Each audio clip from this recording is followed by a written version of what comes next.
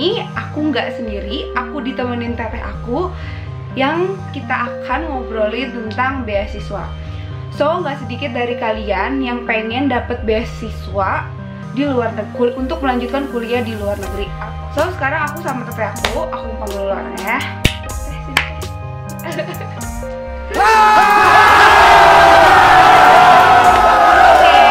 Jadi datangnya dia di sini itu untuk share gimana caranya dia dapat beasiswa di Jepang. Ya, di mana tuh nih, Viv? Institute of Technology. Oke, sebenarnya aku mau bikin dari kemarin-kemarin karena kemarin tuh belum ada pengumuman keterima beasiswanya. Jadi pertama itu keterima dari kampusnya gitu. Dulu, baru yang kedua rekomendasi dari kampus ke pemerintahan Jepang untuk mendapatkan beasiswa Max namanya. Oke. Beda lagi ya teh sama PDP? Beda, oke. Yang aku bahas nih sama teteh aku, yang pertama, teh gimana sih perjuangan teteh sampai teteh dapat beasiswa ke Jepang ini? Gimana? Perjuangan teteh dulu deh. Oke. Perjuangan sebenarnya untuk melanjutkan kuliah S2 itu aku tuh udah prepare dari sebelum lulus, dan itu menurut aku terlambat ya. Kenapa terlambat? Karena untuk mempersiapkannya itu nggak sebentarnya. Pertama, kalian harus mempersiapkan sertifikat bahasa, dan which is yang bahasa ini kalian harus prepare dari awal, karena apalagi kalau misalkan kalian agak kesulitan gitu berbahasa, minimal berbahasa Inggris ya. Jadi sertifikat bahasa Inggris dari sebelum lulus kalian harus punya. Setelah lulus kalian perdalam sampai mahir, terus beranikan diri untuk tes TOEFL prediksi. Jadi karena bahasa juga tuh sebagai alat komunikasi ya teh ya. Jadi walaupun tujuannya nggak untuk melanjutkan S2 ke luar negeri, ya tetap harus punya kemahiran skill gitu. berbahasa, apalagi bahasa Inggris ya teh. Dan bahasa Inggris tuh emang kayaknya semua mahasiswa itu emang harus wajib bisa gitu. Bahasa Inggris. Yang kedua, kalau kalian akan lebih baik lagi, misalkan kalian mau ke Jepang, kalian bisa bahasa Jepang, itu akan lebih baik lagi karena kan nanti Jepang itu sangat mencintai budayanya. Jadi mereka akan menggunakan bahasa Jepang untuk sehari-harinya, walaupun di akademiknya tetap menggunakan bahasa Inggris gitu. Sertifikat bahasa, terus kalian searching juga kampus-kampus ya, jelas dong kampus kalian tujuannya kemana. Kalau misalnya di Jepang, goals ya ya, goals. Jadi kita terarah gitu, kalau udah ada goalsnya jadi terarah. Betul. Saya kampus mau di mana nih gitu ya, kira-kira sejalan dan sebidang ilmu yang kita sudah punya. Misalkan kalau aku kan jurusan kimia, jadi aku searching kampus mana yang memenuhi lah gitu, yang memenuhi jurusan kimia dan sesuai dengan topik penelitian aku apa kayak gitu. Dan saat itu ternyata lagi buka program beasiswa Max ini gitu. Aku udah deh daftar gitu. Aku daftar, dan ternyata setelah daftar kan pasti nanti apa aja sih yang diminta, ya sertifikat bahasa itu udah pasti pertama. Terus IPK kalian harus baik lah ya. Oh, jadi 2 tahun terakhir. 2 tahun terakhir yang dinilai. Minimal 2 tahun terakhir itu 3,4. Kalau untuk di kampus aku, ini mungkin beberapa kampus beda-beda ya, maksudnya prosedurnya bagaimana, terus minimum IPK-nya berapa, itu berbeda-beda. Tapi kalau di kampusku nanti Nagoya Institute of Technology 3,4 di 2 tahun terakhir, berarti mulai dari semester 5 ya, 5, 6, 7, 8 ya. Semester 5 sampai semester 8 kalian harus bagus dari IPK-nya gitu. Jadi buat teman-teman yang mau ngelanjutin S2 mungkin agak lebih di-preparein lagi ya ya. Apalagi yang kalian baru masuk. Kita kan ini aku baru masuk semester 2 nih. Nah, buat kalian yang udah masuk semester 4 atau masuk semester 5, jadi persiapin diri kalian kalau emang kalian punya ambisi buat ngelanjutin S2 di luar negeri gitu. Ini aku memfokuskan yang melanjutkan ya, bukan yang anak yang pure dari SMA pengen ke kuliah di luar negeri. Ini teteh aku mau share-nya dari S1 mau S2 di luar negeri gitu. Terus ya kalau misalkan ada teman-teman gitu yang ngerasa pertama kali gagal, kedua kali gagal, tiga kali gagal, kayaknya emang gue nggak punya apa ya udahlah emang rezeki gue segitu, atau mungkin dia ngerasa udah give up gitu loh teh. Misalkan percobaan pertama pasti gagal, kedua gagal, ketiga gagal, terus mereka merasa gagal, jadi mereka ya udah deh gitu. Gimana Teh? Tanemin di diri sendiri aja sih, jadi jangan takut bermimpi, ikuti aja impian kamu apa gitu. Kalau aku pribadi, aku juga pernah gagal, maksudnya ditolak sama profesor itu nggak sekali dua kali. Jadi ketika kita sudah menentukan jurusan, universitas yang akan kita tuju, kalian searching nih profesor yang sesuai dengan topik penelitian kalian. Misalkan aku tentang kimia, misalnya tentang obat, aku cari profesor, oh ternyata profesor ini concern tentang obat, aku coba email. Nah, coba-coba email ini pasti ada fase yang dimana kalian ditolak, itu pasti. Nggak langsung kalian wah diterima nih, nggak gitu. Aku aja hampir berapa email lah itu ke beberapa profesor. Ada satu yang sekarang jadi insya Allah jadi profesor aku nanti gitu. Nah, sudah kayak gitu kalian menjalin hubungan dengan baik dengan profesornya. Itu untuk menunjukkan ternyata kalian tuh emang serius gitu. Serius kalau oh ini anak emang mau belajar gitu. Ya gitu. Nah, menjalin hubungan baik, diskusi bersama. Misalkan profesor ini tentang apa ya, misalkan tentang katalis. Nah, ini kimia banget jadinya katalis. Nah, anak IPS kan relate. Anak IPS kan relate.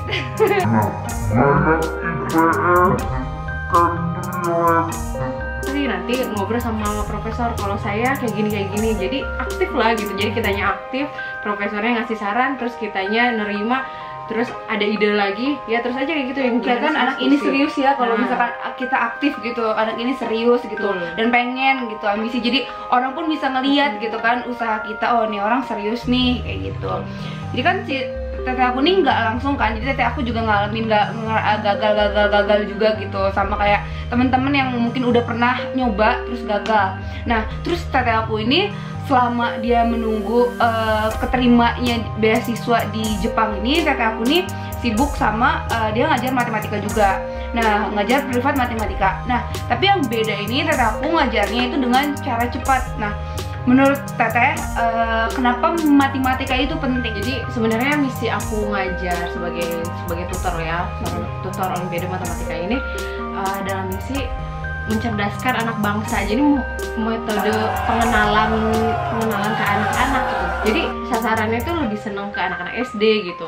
Jadi bagaimana mereka menyukai belajaran kimia, fisika, tapi mereka nggak tahu basicnya. Basicnya kan matematika kan. Nah, cobalah pengenalan ke matematika, karena notabene kalau matematika itu suatu apa ya, yang pelajaran yang sangat ditakuti gitu loh sama siswa. Ini apa sih pelajarannya? Kadang gini loh, FYI ya, aku juga aku ini dari IPS, aku nggak mau ngambil IPA karena aku rasa aku tuh lemah di hitung-hitungan, aku lemah di susah, matematika susah.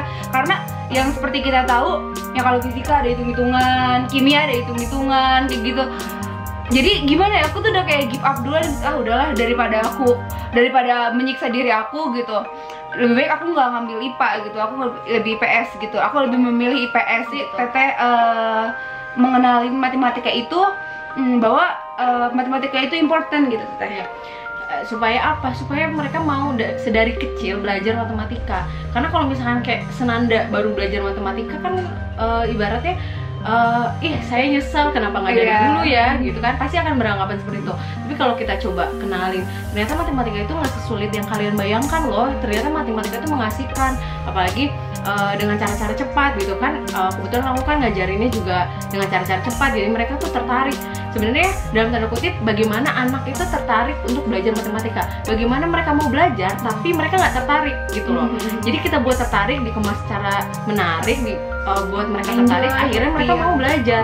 Pelan-pelan mereka mau belajar dan oh iya ya, matematika itu gampang, oh matematika itu mudah gitu. Jadi mereka dari situ mulai mendalami matematika dasarnya udah bisa, nanti peminatannya nanti baru masuk ke kimia, fisika kayak gitunya. Udah enjoy.